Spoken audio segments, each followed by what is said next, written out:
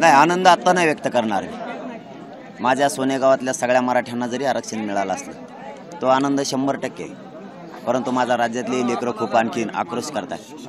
सगळ्यांना आरक्षण मिळाल्याशिवाय आनंद व्यक्त करायचा कसा? माझ्या सोनेगावातील मराठा बांधवांची भावना योग्य आहे आणि त्यांच्या भावनेचा मी कदर पण करतो. परंतु आचारसंहितेत मी हे आदर्श आचारसंहितेला मानतो. त्यामुळं सगळे नियम पाळून मान्य न्यायालयाचे मी ते तुला नाही करू शकलो त्याबद्दल समाजाची दिलगिरी व्यक्त करतो.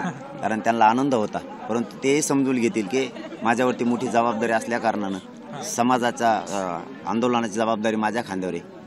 मान्य न्यायालयाचे निर्देश आणि आदर्श आचारसंहितेचे नियम सगळं पाळणं माझी जबाबदारी, ते मी पाळलेत. नारायणगडाच्या सभेचं नामकरण तुम्ही केलं, तर सभेचं काय नाव असणार आणि काय आव्हान सगळ्या बांधवांना? विशाल महासभा आम्ही तिला नाव दिलंय. राज्यातले 6 करोड मराठी नारायणगडावरती 8 जूनला येणार आहे. मराठा समाजाला एकच विनंती की स्वतःच्या लेकरासाठी, स्वतःच्या समाजासाठी एक दिवस सगळ्यांनी द्या. आपण आपले व्यवसाय बंद ठेवा, आपण आपले शेतीतले कामं बंद ठेवा. नोकरदार वर्गानंही त्या दिवशी कामाला जायचं नाही.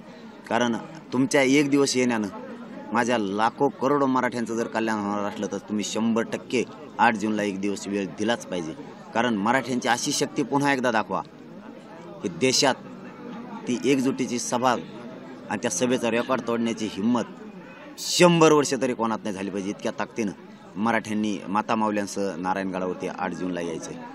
कारण शेवटी समाज महत्त्वाचा आहे आणि समाजाच्या लेकराचे प्रश्न महत्त्वाचे आहेत. त्यामुळे आम्ही ताकदीनं त्या सभेच्या तयारीला लागलो आणि समाजही राज्यातला लागलेला आहे. एबीपी माझा, उघडा डोळे बघा नीट.